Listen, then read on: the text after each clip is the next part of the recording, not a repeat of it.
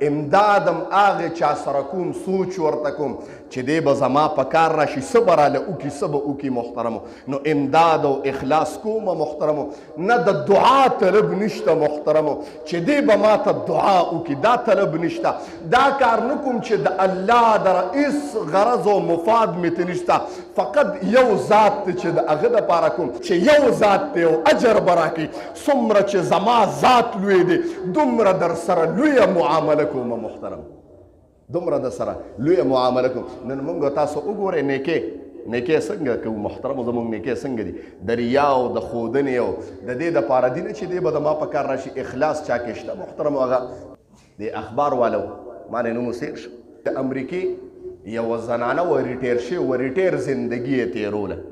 کومه زندګي یې تېروله؟ ریټیر زندګي یې تېروله. نو لار کې به ورته چته ګاډی پنچر شوی و، نو دا ډېره د کمزورې ښځه وه او غټ ګاډی و ورسره، پور بای پور چې ورته تاسو وایي. نو د هغې خو لوی زیشانه د هغې خو دا یو ټیري نو هغه اوچتې، نو هغه کمزوره دی، ډېرې چغې ولې په سړک باندې ولاړه. بیروني ممالکو کې اکثر ګرمي هم ډېرې، زیاتو کې داسې نورو خبر نه وایي. په سړک باندې څوک ورته ونه درېده، یو نوجوان ودرېده. ویا نوجوان وی د ابه وی چې زما حال یې ولیده چې زما دا مخ سور شوی دی، انګریزان خو سري، دا مخ مې د ګرمۍ نه سور شوی دی سم او خولې را باندې بهیږي. وایي ګاډی راته یو کمزورې غوندې ګاډی و، د هغه ما ته وی چې راځه دی کې کښېنه، مورې دی کې کښېنه راځه. هغې ګاډي کې کښېنه، ما ته چې ځه سره امده، ما چې ته کښېنه ته څه نه، ته زه نوجوان یم زه کولی شم. ما ته دا ټیر غټ دی ته نه شي، ما ته بېغمه شه. وی ګاډي کې مې خپل کې کښېنوله، فرنټ کې اے سی مې ورته چالو کړ او زه هغې ما ته په شیشه کې شاته ګوري، زما نه خولې بهیږي او ټیر مې بدل کړ. او دا ابی وایي لړه کې چې پنشن مې اخیستی دی، ریټیر زندګي تېروم، ډېرې روپۍ دي را سره. زړه کې مې دله به یو $500 ورکړم. و چې کله ټیر بدل کړ او راغې ماله وایي مورې ټیر مې دله بدل کړ، نو ما وله یو 1500 ورکړی. نو ما ته یې وایي دا نیکي ما تا د پیسو دپاره نه ده کړې، دا ما د یو ذات دپاره کړې ده. دا نیکي ما د پیسو دپاره نه ده کړې، د یو هغه عام انګریزان دي محترمو، لیکن دومره د خپل خدای په باره کې عقیده ده محترمو.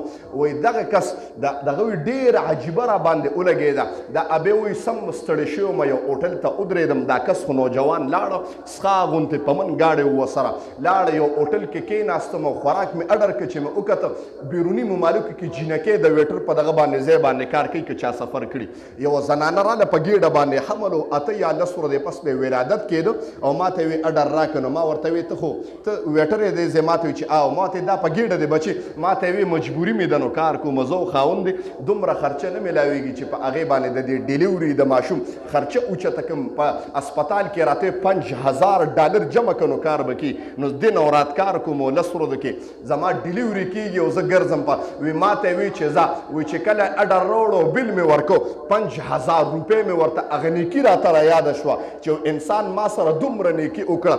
$5000 مې ورته په لیپاپه کې بند کړه دا واله، خو دلته به یې نه کولاوې چې لاړه کور کې کولو کړه، په ټیبل باندې خاوند سره کېناسته، کولو یې کړه $5000. ښځې کوم ځای وې؟ قسم دی یو ابی راغلی و، غټ ګاډی و ورسره، غټ ګاډی و ورسره، او زما دا حال یې ولید نو $5000 راکړه.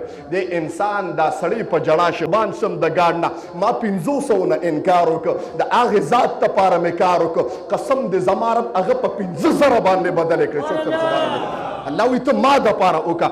اگر ګوره بنده نه دی چې بنده مسلمان یو که کافر یو که هر قسم دی، خو ما تاسو ته مخکې یو جمله ویلې وه چې بنده بنده دی او انسان انسان دی. الله وایي ما ته معزز دی، که ګناهګار دی او که زناکار دی او که شرابي دی او که کافر دی او که مجوسی دی.